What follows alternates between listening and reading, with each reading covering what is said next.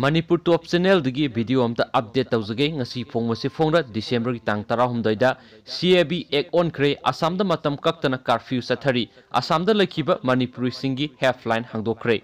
Lok Sabha amadi Rajya Sabha da pass tawkraba Citizenship Amendment Bill 2019 India gi President Ramnath Kovind na ayaba piduna ek on kre Center na thokpa notification amagi matung inna CAB 2019 asi ngarang athengbada official gazette ta phongkiba loinana ek on duna satnaba hokre ek olaba CAB asida Pakistan Bangladesh amadi Afghanistan gi kumja Englishing ani ga tara mari gi December 13 ga mathoi fawbada ain kaina India da changlakhiba Hindu Sikh Buddhist Jain Parsi amasum Christian singbu citizenship piba nauna satnariba ek asi Assam gi tribal taba mafam sing Meghalaya Mizoram natraga Tripura gi taruk suba schedule satnaba mafam sing amadi ILP amasung Bengal Eastern Frontier Regulation 1873 satnaba mafam sing dadi ek asina Consiloi Amaromda Center na phongdokhibada narol da changlakpa haibesigi refugee gi khetnaba thambagi tangai fadaba lei haibaga loinana CAB na kana amatabu inthokpa thamloi amasung hakmanghaloi CAB na maram oiduna Assam gi Guwahati amasung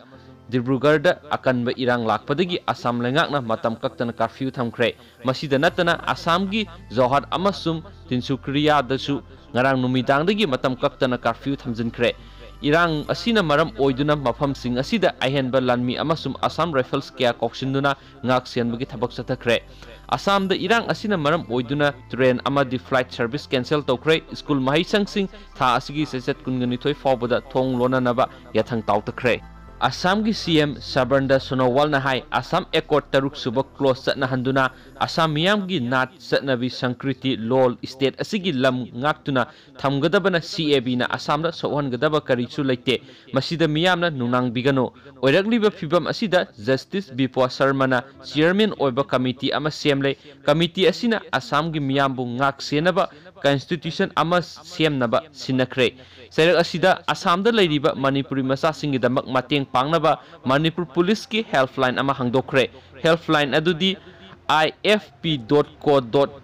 ni CAB na maram oiduna Assam da oirakliba phibam asida Prime Minister Narendra Modi na Assam gi miyoi amata CAB na makhoi gi hak top toppa saktam amasung fajaraba sankriti munkhiba ngamloi haiki